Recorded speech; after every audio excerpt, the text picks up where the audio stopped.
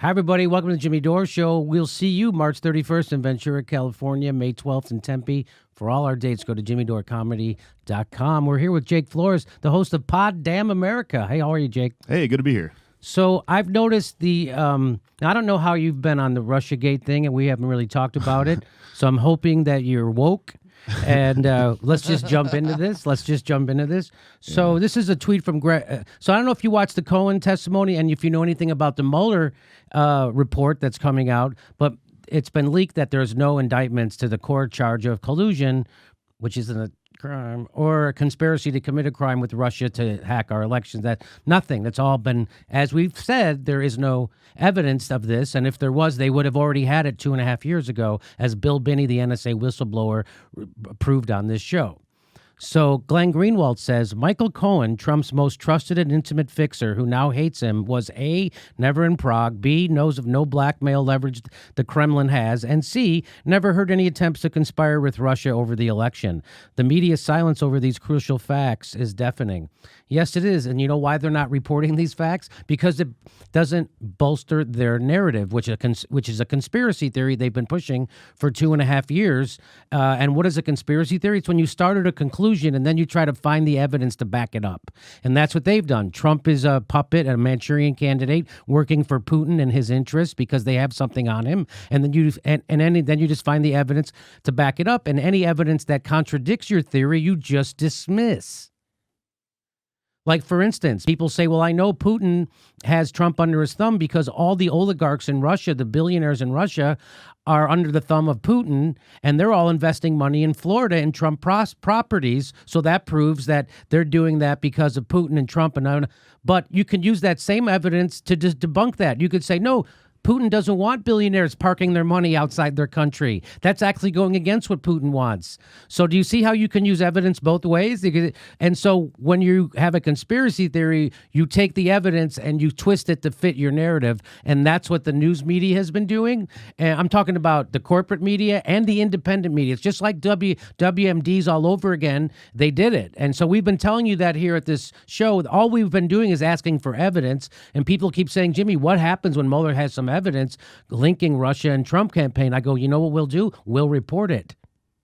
But until then, what has been going on is the Democratic Party and the establishment's attempt to divert everyone's attention from the real election rigging that took place in the DNC's primary, in the Democratic primary, and what the real problem is with the establishment, that the most moneyed organization, the most powerful political organization in the history of our country lost to a political novice, Donald Trump.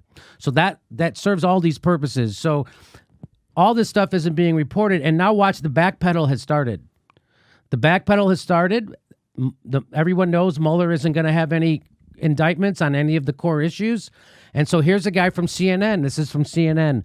Renato Mariotti says, Mueller's report will almost certainly disappoint you. And it's not his fault. No, it's CNN's fault for hyping this report for 2 years. That's whose fault it is. It's your fault for buying into Trump's false narrative that it's Mueller's job to prove collusion. What?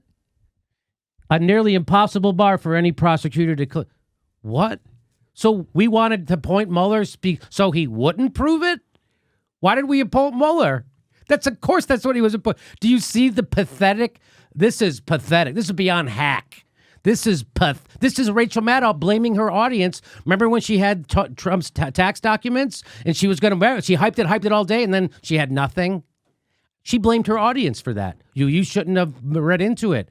He's doing the same thing. Your organization do you guys find this mind-blowing at all? That CNN has been pushing this conspiracy theory at the top of their lungs for 2.5 years and calling anybody who doesn't buy into it a conspiracy theorist, like this show? We've been actually debunking their bullshit for 2 years, and now they're saying it's our fault, anybody who believed them. Well, you got to give this guy a little bit of credit, though. He's with CNN. People are fleeing cable news like it's the Titanic, and he has the balls to shame his own audience. His own audience! Takes courage, at least.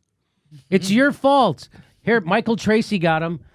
Here are just 2 examples. I guarantee there are many, many more of Mariotti previously touting Mueller's capacity to establish collusion. Now that no collusion charges appear forthcoming, Mariotti wants to make Mueller out to be some poor, helpless soul. And so here we go. He tweeted this out. This was December 2017. This aspect of Mueller's investigation deserves more attention because it's the piece most likely to result in charges that resemble what people commonly call collusion. Russians and Americans working together to influence the election. There he is saying it once. Here he is saying it twice. This appears to be Mueller's first indictment charging collusion. He charged Trump's former campaign chair with conspiring with the suspected Russian intelligence operative. If that's not collusion, what is? And Jimmy, go ahead. His point is, shame on you for believing him. Yeah, you thought he was a journalist? You dummy. You stupid schmuck. How dare you believe me when I tell you stuff? I'm a journalist for CNN. Do you know that one of the N's in CNN stands for news and the other stands for not? That's CNN. Ah, thank God they smeared me. Because if a bullshit organization like CNN said nice things about me, I would be scared. So, Jimmy, is this the beginning of the end or the end of the beginning? Rachel Maddow says it's the end of the beginning. The walls are closing in, and here's Comrade Misty, is Putin's buddy, says every RussiaGate conspiracy theorist right now, moving the goal.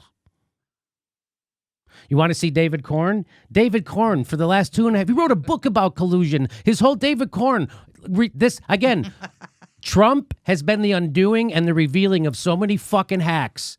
It's so sweet for me in my garage to be doing a way better job than pieces of shit like David fucking Corn at Mother Jones. It is so great. He has been pushing a conspiracy theory. He's been pushing new knowledge. Those grifters who invent fake bots, he's been pushing them, using them to raise money. And here he is, and we got him.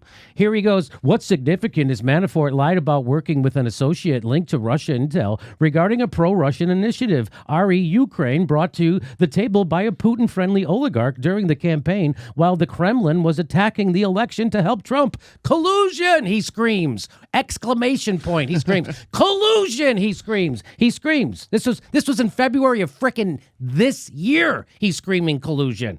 Here's another one. Manafort was in the Trump Tower meeting with Don Jr. Kushner, and he met Kremlin emissary to conspire in a secret Moscow plot to help your campaign. That is collusion.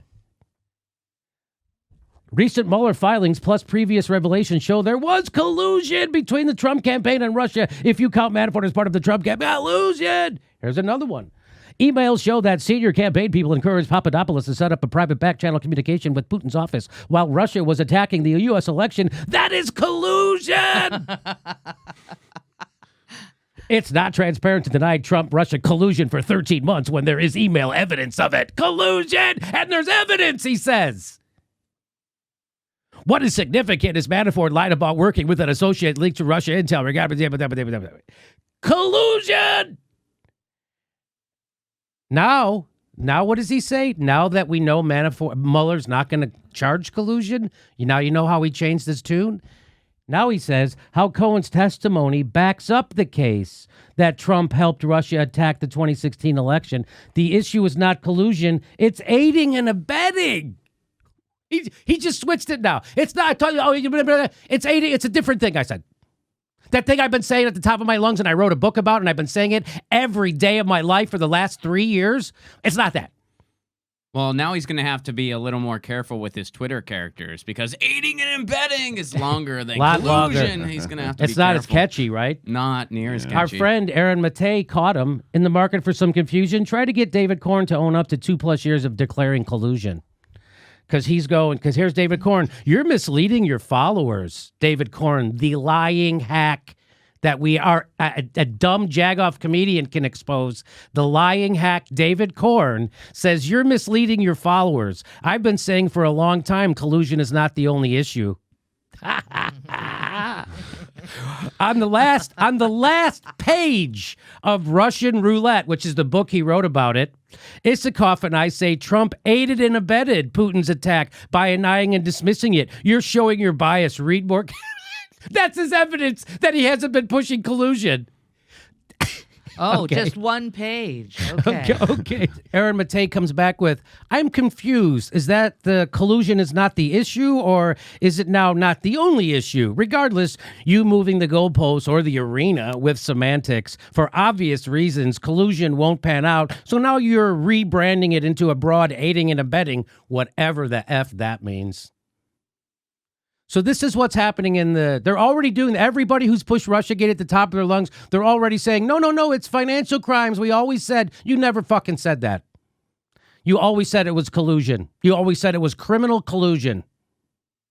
So let me throw it. This is, again, I said this would happen. I said that no matter what lies that you tell, if you tell lies at the behest of the establishment, if you push conspiracies at the behest of the establishment, if you lie at the behest of the establishment, there will never be a price to pay, ever. And this is bearing it out. You know who gets punished? People who tell the truth. People don't like Aaron Matei now because he got this story right. Just like Phil Donahue got fired because he got the Iraq war right. Just because, like Ed Schultz got fired because he covered Bernie Sanders. Just like Jesse Ventura got fired because he got the Iraq war right. Just like they fired Mark Lamont Hill because he got Israel-Palestine right. That's who gets fired. And if I had a job at corporate news, I would have already been fired a long time ago for telling the truth about anything to do with war, Israel, and now this conspiracy theory that the establishment and the CIA and Rachel Maddow and the New York Times and the Washington Post and CNN have pushed at the top of their lungs for 2.5 years. Let me throw it to my panel. Any final words on this? This is, to me, it's unbelievable. But again, it is believable because we predicted it. You were exactly on the same page with RussiaGate. I have stopped paying attention to it a long time ago because it's clearly going nowhere, and it's just an issue that pacifies liberals that want to believe that Donald Trump got elected because of some crazy alien force and not because America's terrible. And it couldn't possibly be that the Democratic Party is unbelievably corrupt and that they can't inspire people to come out and vote for their garbage anymore. It can't be that. So right off the bat, like, there's just no reason. There is, like a weird corruption issue at the center of this with like Trump's money, and I don't care about any of that. That's like very far away and doesn't affect. He's just as corrupt in Saudi Arabia and Israel and Turkey. He's just as corrupt everywhere. Go ahead. So what I was going to say is that I haven't been paying attention to this. This RussiaGate reminds me of like The Walking Dead or something, where like one or two people that's still paying attention to it. You're like, why? Why have you convinced yourself that this is good? So to dip back into it like this is like, I left someone arguing about something years ago, and I'm coming back in, and I'm like, you're still playing this game of Monopoly? Why are you still trying to pick this apart? This is insane. They're arguing about whether they were even arguing about collusion to begin with. I mean, this is so dumb. These people know exactly what they're doing. They know you talk David Corn. He knows exactly what he's doing. David Corn he doesn't have much integrity. He got lucky. Someone handed him a videotape of Mitt Romney calling half the country moochers. Someone else did that investigative reporting and sent it to him. He didn't do it. That's the biggest thing he's ever done in his life. And then he spent the rest of his time pushing a freaking conspiracy theory. These guys suck. These guys are fucking horrible, and they're the problem with America, and that's why I have a show, and that's why people come to us. And you know why people come to him? As George Costanza said, because he's on fucking TV. That's why. Because it's on. When you walk into a auto repair shop, they got fucking CNN on. They got MSNBC on. When you go to the airport, they got it fucking on. That's why people watch this piece of shit. That's why. Well, and they know exactly what they're doing because they won the ratings game already. That's right. They wanted their MSNBC. Super Bowl moment with this, and that's what they got. Rachel Maddow's got the #1 show in all cable news. They're not going to stop, and he goes on MSNBC all the time. This guy, and it's not just him. They're all of them. But this is a perfect example that I happen to get my hands on. Because I used to respect this guy. I used to think this guy was a truth teller. Yeah, this is just like QAnon for liberals. It's complete gobbledygook. You mean the RussiaGate is like QAnon for liberals? Yeah. Yes. It's just But you know what to me it is, Jake? It's like when Trump and the people hounded Barack Obama for his birth certificate. Yeah, no, it's the same thing. This is the exact same thing. And, liberals used to make fun of Trump people, crazy MAGA people and Republicans for believing like that, Barack Obama is hiding his birth certificate. Right. We used to have a feeling of superiority when we looked at these people. Right. And now you go, this is the same and sometimes worse. Sometimes worse. I came upon a great liberal conspiracy theory this week. Somebody on Twitter believes that Bernie Sanders has been using all of his donation money to inject Botox into his face. And somebody really believes this. And he does look fantastic. He's a regular Benjamin Button, that guy. It's making the rounds on crazy liberal Twitter. Like, I thought it was just one rando person, but all the usual suspects are starting to buy into this hashtag Botox Bernie. And, I guess the narrative is supposed to be that, it's because people are saying he's old, and so he wants to win, so he's using your money. Botox doesn't cost that much. He raised $6 million. It's complete nonsense. But you look at that, you look at Russia, and then you look at the other side, and it's like, you can't even claim to be smarter than what's these weird? Trump I people. heard another theory that Bernie is using all that campaign money to buy more warm jackets. I heard I heard he's going to put it all in his big old ass. Yeah. He's going to get Brazilian surgery. Okay, well, thank you to David Corn, the establishment media, for sucking so hard that I'm doing way better journalism than you are. Me, a C student, nightclub comedian who smokes pot when he wakes up in the morning. I'm doing way better journalism than you are. You fucking suck. We're announcing our dates for 2019. We're going to Ventura Comedy Club, March 31st, Tempe, Arizona, Austin, Texas, Portland, Chicago, and lots more. Go to jimmydorecomedy.com for a list of all our dates and live shows. And please become a patron. We give you hours of bonus material. And please make sure you're subscribed. Even if you think you're subscribed, they unsubscribe people every day, and you might be one of them. Check to make sure you're subscribed, and then you have to click the bell twice so they send you a notification when we drop a video. Thanks for your support.